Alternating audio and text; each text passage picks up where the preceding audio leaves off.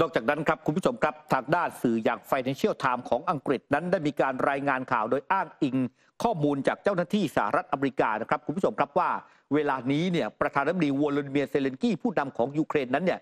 มีท่าทีที่ไม่ค่อยพอใจกับทางด้านประธานาธิบดีโจไบเดนมากนักนะครับโดยหลายสาเหตุด้วยกันแล้วก็บอกว่าการแสดงออกการกล่าวต่อที่สาธารณะของวโลดิเมียร์เซเลนกี้ต่อไบเดนนั้นเนี่ยเป็นท่าทีที่เรียกว่าสร้างความไม่เหมาะสมเนี่ยต่อผู้นำสหรัฐเนี่ยอยู่บ่อยครั้งนะครับเหตุการณ์นั้นเนี่ยเขาบอกว่าทางด้านฝั่งวโลดิเมียร์เซเลนกี้เนี่ยเขาจะมีการประชุมสันติภาพที่จะเกิดขึ้นเนี่ย 15-16 มิถุนายนนี้ที่สวิตเซอร์แลนด์ซึ่งแน่นอนครับวโลดิเมียร์เซเลนกี้นั้นเนี่ยอยากให้ผู้นำมหาอำนาจของโลกเนี่ยเข้าร่วมประชุมนะครับเพื่อที่จะอย่างที่บอกครับว่าต้องการที่จะมองว่าให้ยูเครนนั้นเนี่ยหรือรับรองสถานะของยูเครนเนี่ยให้เป็นผู้ชนะสงครามในครั้งนี้แหละเป็นในลักษณะแบบนั้นรวมถึงตัววโลดิเมียร์เซเลนกี้เองซึ่งจริงๆเนี่ยต้องพ้นจากตำแหน่งผู้นำยูเครนตั้งแต่เมื่อวันที่ 20 พฤษภาคมแต่เขาไม่ยอมจัดการเลือกตั้งปรากฏว่าทางด้านฝั่งของโจไบเดนเนี่ยจะไม่มาร่วมในประชุมครั้งนี้เซเลนกี้ก็เลยไม่พอใจเซเลนกี้นั้นเนี่ยนะครับถึงกับพูดผ่านสื่อมวลชนเนี่ยบอกว่า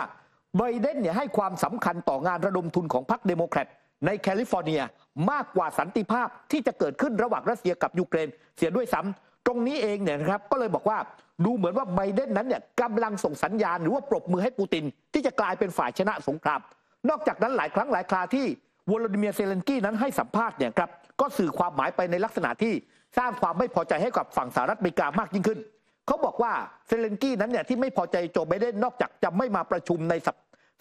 ดาห์ที่2ของเดือนมิถุนายนแล้วเนี่ยที่ผ่านมานั้นเนี่ยสภาคองเกรสของสหรัฐอเมริกาก็เหมือนถ่วงเวลากว่าจะผ่านงบประมาณให้กับทางด้านยูเครนเนี่ยครับต้องใช้เวลาเนี่ยนานถึง6 เดือนด้วยกันนอกจากนั้นแล้วเนี่ยครับก็บอกว่า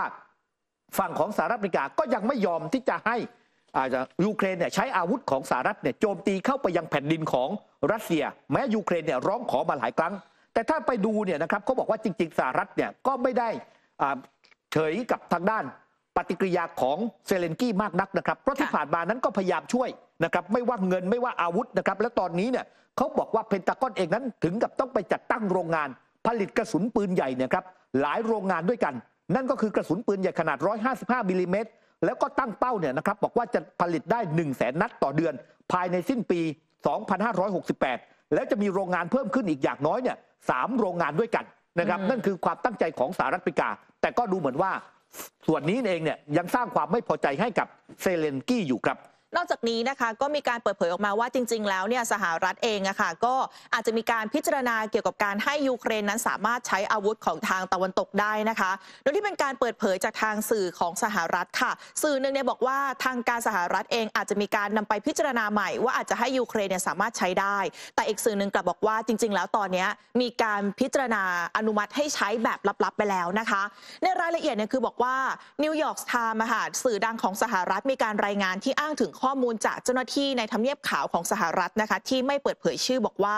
ทำเนียบขาวได้เริ่มการประเมินอย่างเป็นทางการแล้วค่ะว่ายูเครนควรได้รับอนุญาตให้ใช้อาวุธที่สหรัฐจัดส่งให้ในการโจมตีเป้าหมายที่อยู่ลึกเข้าไปในรัสเซียหรือไม่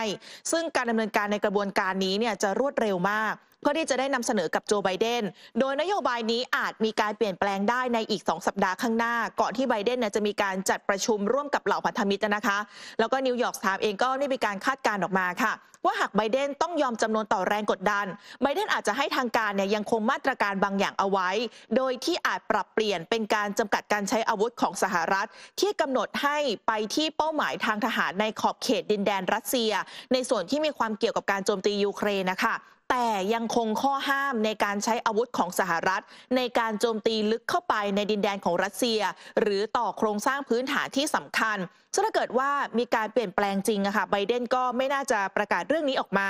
แต่ในทางกลับกันกระสุนและขีปนาวุธของสหรัฐจะโจมตีเข้าไปที่เป้าหมายทางทหารของรัสเซียไปเลยก็ตามนอกจากนี้นะคะทางด้านของ Politico สื่อทางการที่เป็นสื่อทางการเมืองของสหรัฐนะคะ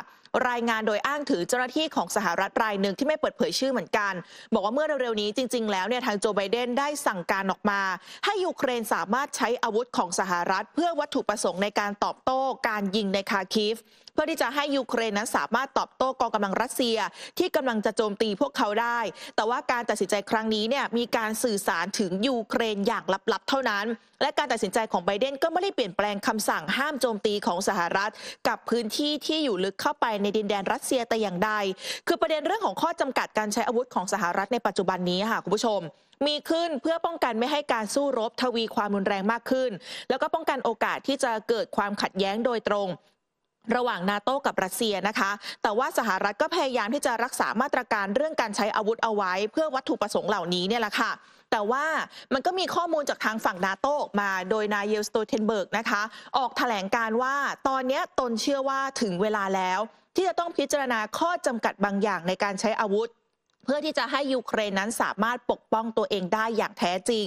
แต่ก็มีการให้สัมภาษณ์ออกมาจากทางฝั่งเดนมาร์กเหมือนกันค่ะโดยรัฐมนตรีต่างประเทศของเดนมาร์กนะคะนายลาสล็อกเก้รัสมุเซนให้สัมภาษณ์บอกว่านักข่าวเนี่ยถามค่ะว่าเดนมาร์กจะอนุญาตให้ยูเครนใช้เครื่องบินขับไล่ F-16ที่เดนมาร์กส่งให้เพื่อโจมตีเป้าหมายในดินแดนรัสเซียหรือไม่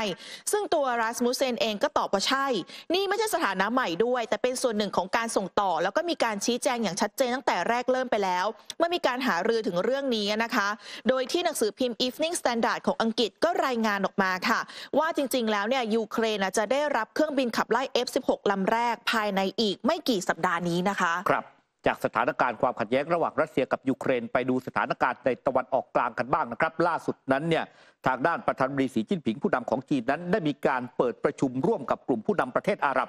รวมถึงประธานาธิบดีอับเดลฟัตตาอัลซิซีผู้นำอียิปต์รวมถึงชีคโมฮัมเหม็ดบินซาเยสอัลดายานประธานาธิบดีของสหรัฐอาหรับเอมิเรตส์หรือว่า UAE นะครับที่กรุงปักกิ่งก็บอกว่าจีนเองนั้นเนี่ยสนับสนุนการเจรจาสันติภาพแบบวงกว้างเพื่อคลี่คลายความขัดแย้งระหว่างอิสราเอลกับกลุ่มฮามาส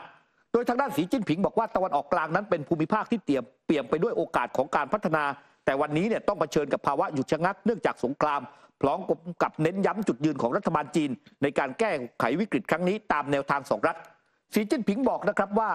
เวลานี้เองเนี่ยครับความสัมพันธ์ระหว่างจีนกับกลุ่มประเทศอาหรับแน่นแฟ้นและลึกซึ้งยาวนานตั้งแต่สมัยเส้นทางสายไหมและปัจจุบันนั้นมีประเทศอาหรับอย่างน้อย21แห่งลงนามในกรอบความร่วมมือ1แถบ1เส้นทางหรือว่าเส้นทางสายไหมใหม่กับจีนคณะผู้แทนจากพรรคฟาตาซึ่งก็เป็นพรรครัฐบาลของปาเลสไตน์ของประธานาธิบดีมามุสอับบาสและคณะผู้แทนของกลุ่มฮามาสก็พบหารือที่กรุงปักกิ่งเมื่อไม่นานมานี้ซึ่งจีนยืนยันว่าทั้งสองฝ่ายนั้นแสดงเจตจำนงทางการเมืองที่จะประนีประนอมผ่านการเจรจาและปรึกษาหารือตลอดจนการแลกเปลี่ยนความคิดเห็นในอีกหลายเรื่องเพื่อให้เกิดความก้าวหน้าเชิงบวกที่เป็นรูปธรรมในอนาคตนอกจากนี้หวังเคอเจี้ยนผู้แทนพิเศษด้านกิจการตะวันออกกลางของจีนก็เดินทางเยือนกาตาร์เมื่อเดือนมีนาคมที่ผ่านมาแล้วก็พบหารือกับทางด้านอิสมาอิลฮานิเย่ผู้นำสูงสุดฝ่ายการเมืองของกลุ่มฮามาสอีกด้วยครับมาร่วมสนับสนุนท็อปนิวส์นำเสนอความจริงได้แล้ววันนี้เพียงกดปุ่ม Super Thanks แล้วเลือกจำนวนเงินตามที่ต้องการได้เลยครับขอบคุณครับ